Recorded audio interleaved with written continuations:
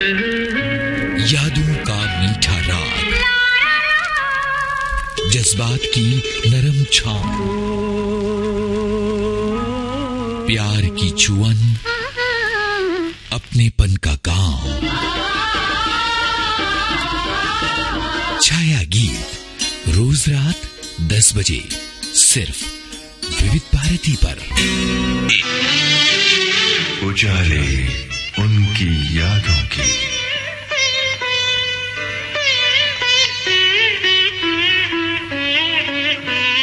उजाले उनकी यादों की।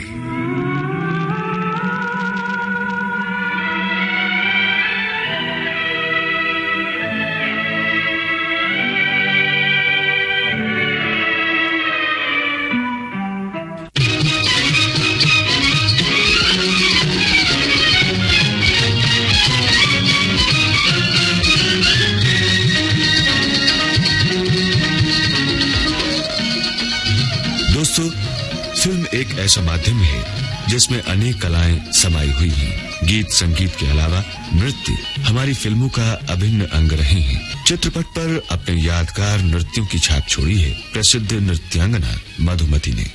नृत्य करना भी अच्छा नहीं माना जाता था हमारे जमाने में। उस वक्त तो बहुत बुरा मानते थे और मेरे डैडी ने मुझे शौक था, इसीलिए परसुएट करवा के मैं एक अच्छी डांसर बन गई थी। और स्टेज पे मैं भरतनाट्यम, कथक, कथकली, मणिपुरी ये सब परफॉर्म करती थी। तो एक बार एक प्रोड्यूसर धीरूभाई देसाई जी एक शो में चीफ गेस्ट थे, तो उन्होंने मेरा वहाँ पर डांस देखा तो एड्रेस लेकर हमारे घर पर पहुँच गए। मेरे डैडी से उन्होंने कहा कि इनको हमारी फिल्म में डांस का। फिल्म का नाम सुनते ही मेरे पिताजी बहुत गर्म हो गए। वो तो नहीं चाहते थे कि मैं कभी फिल्मों में आऊँ। बहुत परसुएशन करने के बाद बहुत समझाया उनको कि स्टेज पे करेगी तो छोटा ऑडियंस देखेगा, स्क्रीन पे करेगी तो बहुत बड़ा वाइड ऑडियंस उन्हें देखेगा।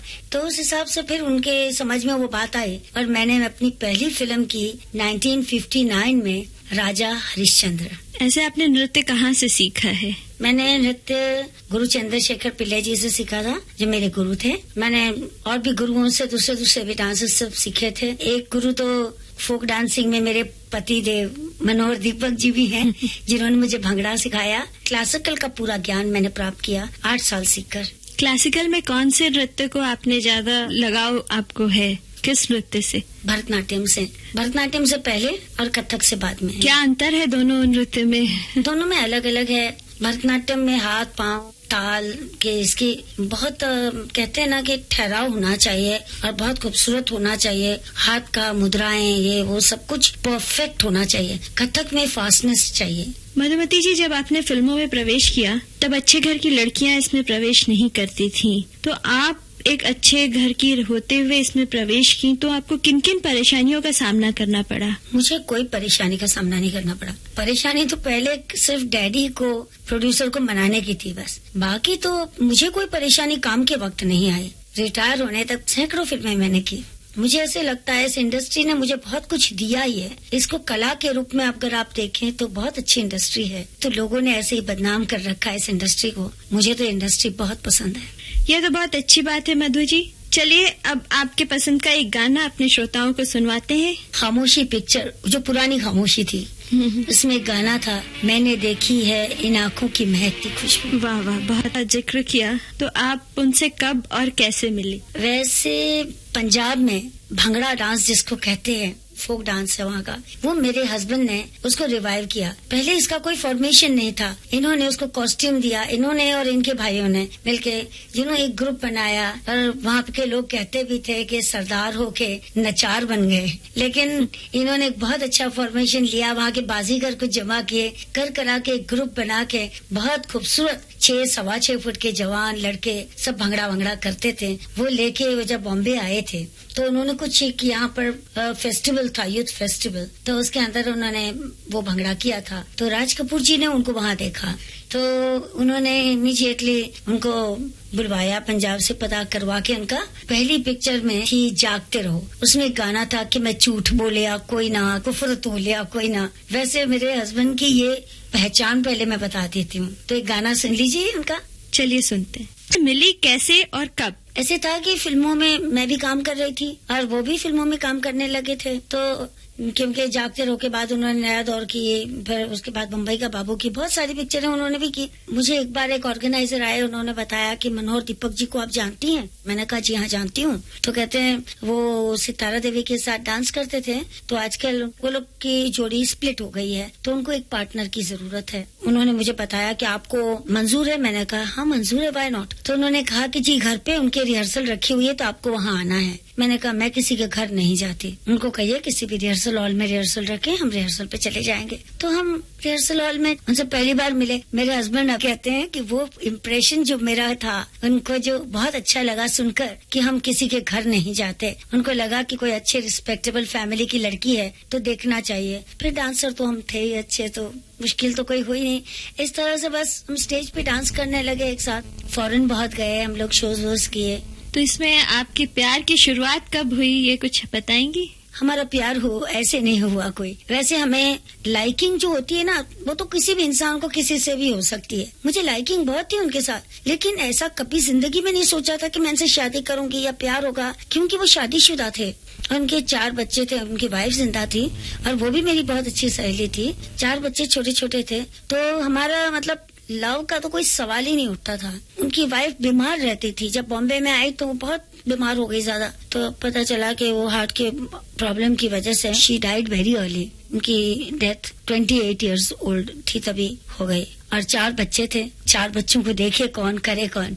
तो फिर नरगिस दत्त जी, जिन्हें मैं अपनी माँ जैसा समझती हूँ, माँ, फ्रेंड, फिलोसोफर, गाइड, सब कुछ समझती थी। बहुत प्यार करती थी मैं उन्हें। तो उन्होंने जब मुझे कहा कि मधु, मनोहर के लिए ये सबसे बेस्ट होगा कि तुम उससे शादी कर लो, तुम बच्चों को जानती भी हो और बच्चों से तुम घुल मिल, बच्चे तुमसे जाएंगे भी, दूसरी कोई औरत आएगी तो पता नहीं क्या होगा, कैसे होगा। तो मेरे लिए निर्णय लेना बहुत मुश्किल हो गया था, क्योंकि 19 साल की मैं थी और 4 बच्चों की माँ बनना उस उम्र में मेरे लिए एक बहुत बड़ा डिसीजन लेना था कि अब मैं क्या करूं। फिर मैंने सोचा कि क्यों, व्हाई नॉट, करें। मैंने कहा कर लेते हैं, लेकिन एक शर्त थी कि इनके बच्चे नहीं होंगे। अगर हमारे बच्चे में अगर दोनों के हो गए तो फिर मेरे, आपके और वो सब लड़ाई झगड़े होते हैं। हालांकि बच्चे कभी नहीं लड़ते आपस में, लेकिन लोग लड़ा देते हैं। तो हम नहीं चाहते थे कि लोग लड़ा दें हमारे बच्चों को। इसीलिए मैंने सोचा कि हमारे खुद के बच्चे हम ना ही करें और इन्हीं 4 बच्चों को अच्छी तरह से पाल पोस कर बड़ा करें। इन सारी जिम्मेदारियों के बीच जी। आपका अपना नृत्य तो कहीं छूटा नहीं। सबसे बड़ी खूबी तो यही थी कि काम के साथ साथ मैंने इन 4 बच्चों को पाल के बड़ा किया, शादियां भी कर दी। एंड दोनों बच्चे, लड़के मेरे मर्चेंट नेवी में हैं एंड बहुत अच्छी तरह से सब सेटल डाउन है। मधुमती जी, अब आप दोनों पे पिक्चराइज किया हुआ कोई एक गाना सुने तो कैसा रहे? वैसे मेरे हस्बैंड बहुत कम डांस वांस नहीं करते थे, वो तो कोई दोस्त प्रोड्यूसर अगर जबरदस्ती करता था कि नहीं बस करो, तब वो करते थे, वरना वो पसंद नहीं करते थे डांस करना। पर फिर भी जो भी किया उसमें से एक था, वो खुद गाते हैं, अभी कमसिन हो। जी, आपके परिवार के बारे में हम लोगों ने इतना जाना, क्या कभी ऐसा हुआ कि घरेलू जीवन व्यावसायिक जीवन पर हावी हुआ हो या व्यावसायिक जीवन घरेलू जीवन पर हावी हुआ हो आप लोग दोनों के रिश्तों में? नहीं, सवाल ही नहीं उठता उस बात का, क्योंकि मैं पहले से ही काम करती थी और मेरे हस्बैंड ये सब कुछ जानते थे कि मैंने भी कितनी बड़ी कुर्बानी दी थी और मुझे भी मेरी फैमिली को भी लुक आफ्टर करना था। मेरे मम्मी थे, डैडी तो जस्ट गुजर गए थे, मेरे पे सारी जिम्मेदारी मुझ पर थी सारे घर की। तो नेचुरली ही कुडंट टेल मी कि आप तुम काम मत करो, घर में बैठ जाओ। फिर उन्होंने मेरे साथ बहुत एडजस्ट भी किया। मेरी जिंदगी एक बहुत अच्छी जिंदगी रही है। आपके फिल्मी कैरियर में ऐसा हुआ है कि हेलन से आप काफी मिलती थी? जी, मैं दिखने में मिलती थी। हाँ, ऐसा लोगों का कहना है। वास्तविक वैसे देखा जाए तो हम बिल्कुल नहीं एक जैसे दिखते, लेकिन हमारे अंदर कुछ ऐसा जरूर है जो दूर से देखते हैं तो लगता है। 1-2 बार तो मैं भी धोखा खा गई थी। दूर से डांस जब देखा तो मुझे लगा हेलन है, जब क्लोजअप आया तो मैंने खुद को देखा, मैंने कहा ओह ये तो मैं हूँ, क्योंकि हमारे बाल भी एक जैसे थे, हम देखते भी कुछ एक जैसे थे। तो और हेलन मुझसे 10 साल पहले इस लाइन में आई थी, मुझसे बहुत सीनियर थी। मधुमती जी, आपने कितने सालों फिल्मों में काम किया? 25 साल मैंने काम किया, सैकड़ों फिल्में की। साथ में हमारा एक स्टेज शो का भी एक सेक्शन था, जो कि हम लोग टूर करते थे सारा ऑल ओवर इंडिया, और ज्यादातर हम चैरिटी के लिए बहुत कुछ करते थे। हमने स्टेज पे कभी कोई मेरा फिल्म डांस मैंने नहीं किया। भरतनाट्यम मुझे काम बहुत आया जब ओपी रलन जी की पिक्चर तलाश में उनको एक तेरे नैना तलाश करे के लिए एक लड़की चाहिए थी। तो फिल्मी जितनी भी डांसरें थी उन्होंने सबको देखा तो वो मानने के लिए तैयार नहीं थे कि नहीं यहाँ की कोई डांसर कर नहीं सकती। मद्रास जाके ढूंढ के आए तो बी सोनलाल जी जो मद्रास के थे वो डांस करवाने वाले थे, तो उन्होंने खुद कहा कि मधुमती सीखी हुई है भरतनाट्यम, उससे करवाइए, वो बहुत अच्छा करेगी। तो वहाँ हमारी शर्त भी लग गई थी रलन जी के साथ। उन्होंने कहा देखो मैं तुम्हारी लाइफ बनाने वाला हूँ, ये डांस कर लो तुम। मैंने कहा देखते हैं कौन किसकी लाइफ बनाता है, मेहनत तो मैं करूंगी। एक शर्त लग जाए कि अगर मैं आपका डांस जैसे आप चाहते हैं वैसा अगर पहले ही शॉट में कर दूं तो जो मैं मांगूंगी आप मुझे देंगे। तो इतनी बड़ी शर्त लगने के बाद जब मैंने पहले ही दिन जब मैंने वो शॉट दिया तो अचानक सारे लोग तालियां बजाने लग गए। ऐसे एक बात है, एक्चुअली फिल्म फॉरेन फेस्टिवल में गई थी तलाश। फिल्म क्या थी कि मॉडर्न पिक्चर थे, तो उनको लगा कि ये फेस्टिवल के लायक पिक्चर नहीं है, तो उन्होंने वो दिखाई नहीं। लेकिन उसमें का वो जो डांस है उतना कट करके वो दिखाया तेरे नैना तलाश करेगा। और मेरे लिए बहुत बड़ी गर्व की बात है कि उन्होंने पिक्चर सारी वापस भेज दी, लेकिन मेरा डांस आज वर्ल्ड म्यूजियम में रखा गया है। उसके बाद कई सालों बाद जब रलन जी ने मुझे ये बात जो बताई कि देखो तुम्हारा डांस रख लिया, पिक्चर वापस भेज दी, मैंने कहा देख लीजिए अब किसने किसकी लाइफ बना दी। कोई किसी की लाइफ इस दुनिया में नहीं बनाता। चीट। मधुमती जी जैसा मैं बहुत ही खूबसूरत, ये इसका राज क्या है? वैसे मैं समझती हूँ कि वो राज मेरी स्पिरिचुअलिटी है। मैं बहुत धार्मिक हूँ और मेरी धार्मिक वृत्ति में रोज सुबह 3 घंटे रोज लगातार पूजा पाठ करती हूँ। मुझे भगवान में बहुत विश्वास है। मुझे लगता है उन्हीं की दया, उन्हीं की कृपा मुझ पर है, उन्हीं का वास मेरे अंदर है जो झलकता है मेरे चेहरे पे। अच्छा मधुमती जी, आपके कोई और भाई बहन इस लाइन में है क्या? हम लोग 6 भाई बहन हैं, पर मेरे सबसे बड़े ब्रदर हैं पीलू रिपोर्टर, जिनको क्रिकेट की दुनिया के लोग बहुत फक्र से जानते हैं कि बहुत बड़े एम्पायर हैं। उसके बाद डांसर तो मैंने सबको बना दिया था, लेकिन फिल्म में सिर्फ मेरी सबसे छोटी बहन वैशाली फिल्मों में आई। उसने कुछ फिल्में की, जैसे वी शांताराम जी की बूंद जो बन गए मोती, फिर जेमिनी की पिक्चर थी 3 बहुरानियां, फिर रातों का राजा, फिर मेरे हस्बैंड एक पिक्चर बहुत बड़ी बना रहे थे मीना कुमारी के साथ, पानी, मनमोहन देसाई जी डायरेक्ट कर रहे थे। बस उसने 3-4 फिल्में की और फिर रिटायर हो गए, उसको शादी करनी थी। मधुमती जी, आपने अपनी बहन का जिक्र किया, तो उनकी फिल्मों का कोई गाना सुनाए? हाँ, उसका रातों का राजा में R.D. बर्मन का म्यूजिक दिया हुआ, बहुत खूबसूरत डायरेक्शन कीजिए। और डांस डायरेक्शन में मुझे कोई रुचि नहीं थी, तो फिर सब प्रोड्यूसरों के रिक्वेस्ट करने पर सब ने कहा अच्छा एक काम तो कर सकती हो, तुमने कहा कि तुम 13 साल की उम्र में डांस भी सिखाती थी, तो अब क्यों नहीं वापस तुम एक्टिंग और डांसिंग दोनों सिखा सकती हो। क्योंकि मेरी इस एक्टिंग करियर के बारे में बहुत कम लोगों को पता है, पर मैंने एक्टिंग भी बहुत की है। मैं हीरोइन भी, मैंने बहुत पिक्चरें की है, मैंने साइड हीरोइन भी की है, मैंने वैम्प भी किया है, मैंने कॉमेडियन भी किया है, हर तरह के मैंने रोल किए हैं। तो मैंने सोचा कि क्यों नहीं।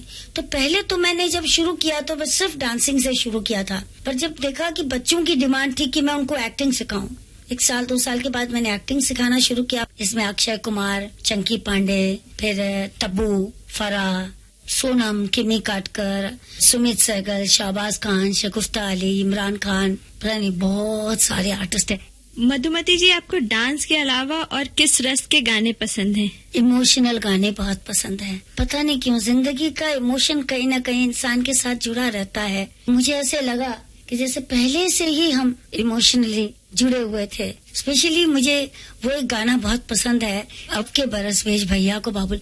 वो जब भी बजता है मैं रो पड़ती हूँ, मेरी आंसू निकल आते हैं, इतना खूबसूरत वो गाना है। तो चलिए हम कुछ अपने फिल्मी दोस्तों के बारे में बताइए। फिल्म इंडस्ट्री में मुझे इतना टाइम नहीं मिला कि मैं बहुत ज्यादा दोस्त बना सकूं, और मेरे हिसाब से दोस्ती का मतलब ये होता है कि बहुत करीब होना। वैसे उस वक्त मैंने दोस्ती में बस नरगिस आंटी हैं, देन निशी जी थी, जो मैंने उनके साथ काफी डांसेस भी किए और पंजाबी पिक्चरों में काम भी किया। सहेलियां मैंने बहुत कम बनाई, मुझे वक्त भी नहीं था, और मुझे गॉसिपिंग वैसे भी पसंद नहीं है, क्योंकि वक्त ही ऐसा है कि मुझे ऐसे लगता है कि सच्चा प्यार बहुत कम मिलता है। अब है लोग जो मुंह पे कुछ बोलेंगे, पीछे कुछ कहते हैं। जैसे वो गाना था ना, उपकार का कसमें, वादे, प्यार, वफा सब बातें हैं, बातों का क्या। आपका काम से जो लगाव था, जो समर्पण था, वो आप अपने छात्रों को कि वैसे ही डेडिकेशन और वैसे ही समर्पण भाव है छात्रों में? हाँ है, क्यों नहीं। देखो, पहले नहीं भी हो अगर ना, तो हम उन्हें जबरदस्ती लाते हैं उधर। देखिए, हमारी हिंदुस्तानी परंपरा को मैंने कहीं भी जाने नहीं दिया, लेकिन जहाँ गुरु का स्थान होता है वो गुरु तो गुरु ही है। वो परंपरा मैंने रखी है। स्टूडेंट्स मेरे पहले जब क्लास शुरू होती है तो जैसे गायत्री मंत्र चलता है तो सारे बच्चे बैठकर गायत्री मंत्र से हम लोग मेडिटेशन स्टार्ट करते हैं और वहाँ से फिर हमारी क्लास स्टार्ट होती है। कोई नया स्टूडेंट भी क्लास में भर्ती होता है तो पूजा होती है पहले और स्टूडेंट को दाखिल किया जाता है। तो वैसे ही मतलब जो डेडिकेशन, बच्चों को पाँव छूना जैसे गुरु के, कितनी बड़ी बात है कि गुरु के पाँव क्यों छुए जाते हैं। आजकल के बच्चों को कुछ पता नहीं, उनके माँ बाप भी नहीं सुनाते उन्हें, ना समझाते हैं कि पाँव छूने चाहिए बड़ों के, क्यों छूने चाहिए। गुरु का स्थान हमारे माइथोलॉजी में भी और हमारे रिलीजियस इसमें भी है कि गुरु का स्थान भगवान के बाद माँ बाप और माँ बाप के बाद गुरु। कई लोग तो कहते हैं कि भगवान के बाद गुरु का स्थान होता है। तो गुरु के चरण छूने से गुरु की शक्ति आप लेते हैं और इसमें आप कोई छोटे नहीं हो जाते। ये मैं बच्चों को समझाती हूँ, उससे उनके अंदर अहंकार नहीं आता, फिर वो ईगो आती नहीं है। वो जब पाँव छूते हैं तो उन्हें एक आत्मसमर्पण करते हैं तो उन्हें अच्छा लगता है। उन्हें लगता है कि हम अपने आप को अपने गुरु के चरणों में समर्पित करते हैं और तब फिर गुरु उन्हें शक्ति देता है। जब आशीर्वाद देता है, उनके पीठ पे हाथ रखता है तो गुरु अपनी शक्ति उन्हें बांटता है और वो शक्ति जो वो उन्हें देता है तो वो शक्ति लेना उनके लिए बहुत जरूरी है। इससे मुझे वो गाना याद आया, वो